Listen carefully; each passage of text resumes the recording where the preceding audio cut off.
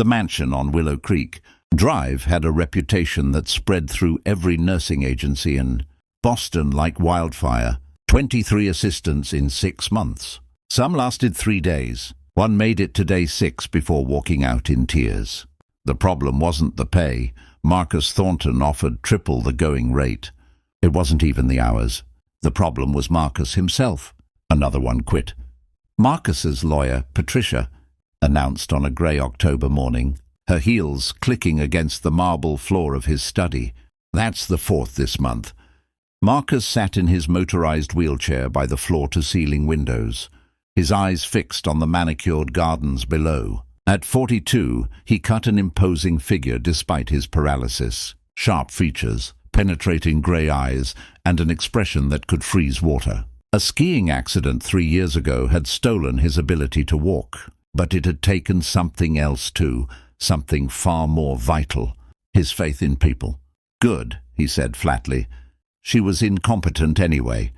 Brought me lukewarm coffee yesterday." Patricia sighed, a sound she'd perfected over the past 3 years. "Marcus, you complained because she smiled too much. The one before her breathed too loudly, and the one before that had the audacity to pity me." His jaw tightened. "I don't need anyone's pity, Patricia. I need someone who can follow simple instructions without treating me like a charity case or a child. What you need," Patricia said carefully, "is to remember that you're human. And so are they." Marcus's laugh was bitter. "Humanity. That's rich coming from people who see dollar signs when they look at me. Or worse, a project to make themselves feel better."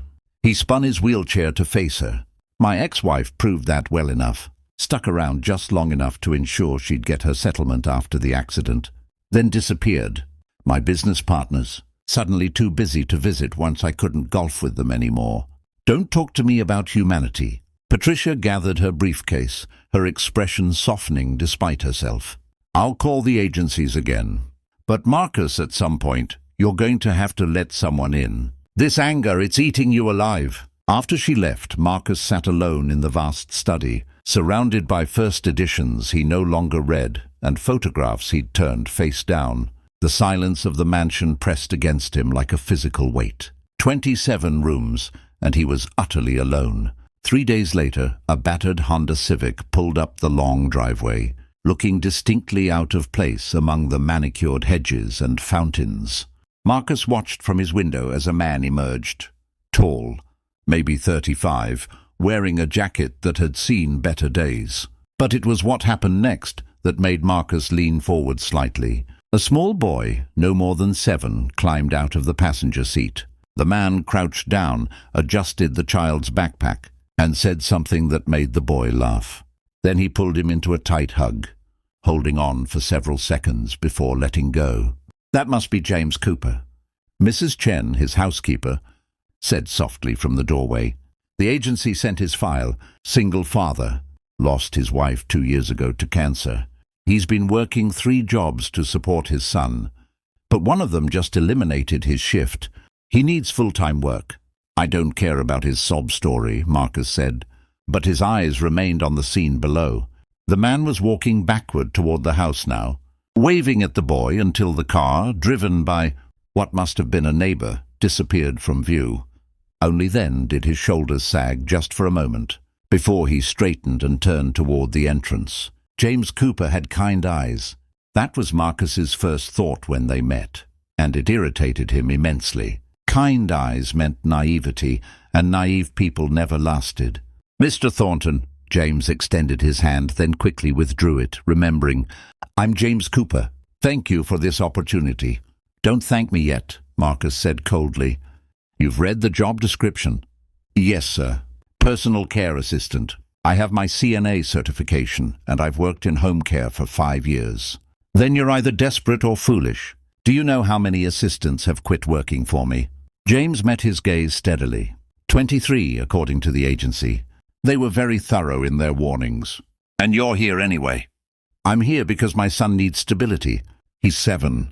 He's already lost his mother. I won't let him lose his home too, because I'm too proud to take a difficult job." James's voice remained calm, matter of fact. "The agency said you're demanding. That's fine. demanding I can work with. I've nursed my wife through 18 months of cancer while working and raising a toddler. I can handle difficult. Something flickered across Marcus's face, too quick to name. Your wife, Mrs. Chen mentioned. My condolences. Thank you. James didn't elaborate, didn't try to bond over shared suffering. Should we discuss the schedule? The first day, Marcus threw everything he had at James. Coffee too hot. James. Made another without comment. Lunch prepared wrong. James checked his notes. Confirmed he'd followed instructions exactly, and calmly asked if Marcus's preferences had changed. Physical therapy exercises that Marcus deliberately made difficult. James's hands remained steady and gentle. Why aren't you angry? Marcus finally snapped during the afternoon routine. I've been nothing but hostile. Most people would have walked out by now. James paused in adjusting the parallel bars. Are you trying to make me angry or trying to make me quit? The directness caught Marcus off guard. What? Because if you're trying to make me quit, you should know that won't work. I told you, my son needs this job. But if you're actually angry at me for something, I'd rather you just tell me what it is so I can fix it. James's expression remained open, genuine. I'm here to help you, Mr. Thornton. Not to judge you, not to pity you, and not to make myself feel like a good person. I'm here to do a job, and I'm very good at my job. Marcus stared at him, something uncomfortably close to shame stirring in his chest. You're not like the others. Neither are you, probably. People rarely are, once you get to know them. By the end of week 1, a milestone no assistant had reached in months. Marcus found himself doing something he hadn't done in 3 years. He asked a personal question. Your son, what's his name? James looked up from organizing medications, surprise evident. Tyler, he's 7, almost 8, obsessed with dinosaurs right now. Last week it was astronauts. Does he know? About his mother? He was 5 when she died, old enough to understand that she's gone, young enough that the memories are already fading. James's voice caught slightly. Sometimes I don't know which is worse, him forgetting her, or him remembering and living with that loss forever. Marcus was quiet for a long moment. I lost my parents when I was 8. Car accident. I remember everything. It was the first personal thing Marcus had shared with anyone in years. James simply nodded, acknowledging the trust without making a spectacle of it. The breakthrough came 3 weeks later, on a Tuesday that started like any other. James arrived to find Marcus already awake, staring at a photograph he'd finally turned face up. His wedding photo. That's Amanda, Marcus said without prompting. My ex-wife. We were married for 8 years. I thought... He stopped, jaw working. After the accident, she stayed for 6 months. 6 months of watching her forced smiles, seeing the disgust in her eyes when she had to help me, the relief when she finally served me divorce papers. His voice turned sharp. Everyone leaves, James. Everyone has their limit. James set down the breakfast tray and pulled up a chair, sitting at eye level with Marcus. My wife didn't leave. Cancer took her. But you want to know what I learned in those 18 months watching her die? People are complicated. Some show up in ways you never expect. Some disappoint you. Some surprise you. But writing everyone off because some people failed you, that's not protecting yourself. That's just another way of giving up. Easy for you to say. You had someone who stayed. She didn't have a choice, James said quietly. Neither did I. We fought, Marcus. God, how we fought, especially near the end. She was angry at dying. I was angry at being left. Love isn't some fairy tale where everything's perfect. It's choosing to show up even when it's hard, even when you want to quit. And your point? My point is that you're so busy pushing everyone away that you can't see who might actually stay if you let them. Marcus's hands gripped his wheelchair arms. You don't understand. You're right. I don't understand paralysis, but I understand loss. I understand being angry at the world, and I understand that you can either let it destroy you, or you can choose something different. James's voice gentlened. Tyler asks about you, you know, every day when I pick him up. How's Mr. Marcus? Is he feeling better? He drew you a picture of a T-Rex. Said dinosaurs make everything better. Something cracked in Marcus's carefully constructed armor. Why would he? I've never even met him. Because I talk about you, about the progress you're making in therapy, about how smart you are, how you ran a successful tech company, about how you're going through a hard time, but you're strong. James smiled slightly. Kids understand more than we think. Tyler knows what it's like to have hard days. He wanted you to have a dinosaur for yours. Marcus's vision blurred. When was the last time someone had spoken about him with kindness? When was the last time someone had seen past the anger to the pain beneath? I don't deserve... Stop, James interrupted firmly. This isn't about deserving. It's about being human. You're allowed to hurt. You're allowed to be angry. But you're also allowed to heal, to connect, to let people care about you. That's not weakness, Marcus. That's courage. The dam broke. 3 years of rage and grief and loneliness came pouring out in broken sobs that shook Marcus's entire frame, and James didn't offer empty platitudes or uncomfortable silence. He simply moved closer, putting a hand on Marcus's shoulder, and stayed. 2 months later, Marcus sat in his garden, actually sat outside, something he'd refused to do since the accident. Watching as Tyler chased butterflies through the rose bushes, James had started bringing his son occasionally on weekends, and Marcus had discovered something surprising. He enjoyed their company. "Mr. Marcus," Tyler ran up, grass-stained and grinning. "Did you know that some butterflies migrate thousands of miles? Dad says they're way braver than they look."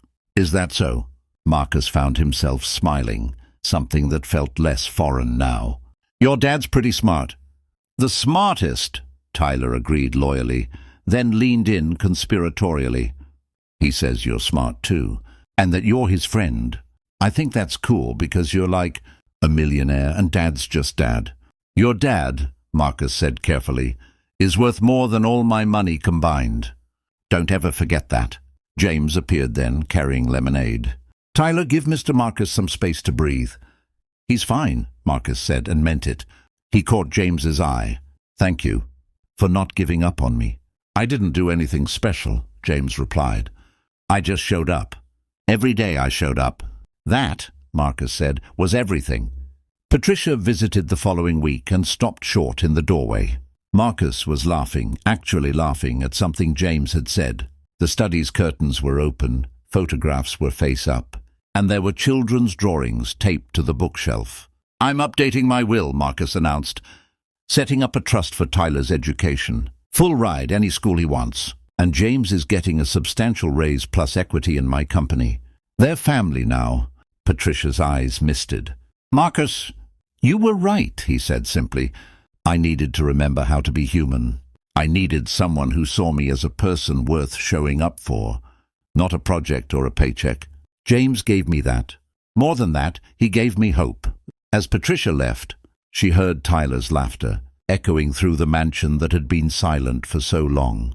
23 assistants couldn't reach Marcus Thornton, but a single father with kind eyes and a gentle son had managed what no one else could. Not through expertise or persistence alone, but through the simple, radical act of showing up with humanity intact. The mansion on Willow Creek Drive had a new reputation now. It was the house where laughter lived again, where a millionaire had learned that wealth meant nothing without connection, where a single father had proven that kindness, patience, and refusing to give up on people could heal even the deepest wounds. Some transformations happen overnight, but the real ones, the lasting ones, happen slowly, one day, one choice, one act of compassion at a time. Marcus Thornton had spent 3 years building walls. It took James Cooper just a few months to show him windows instead. And through those windows, finally, Marcus could see light again.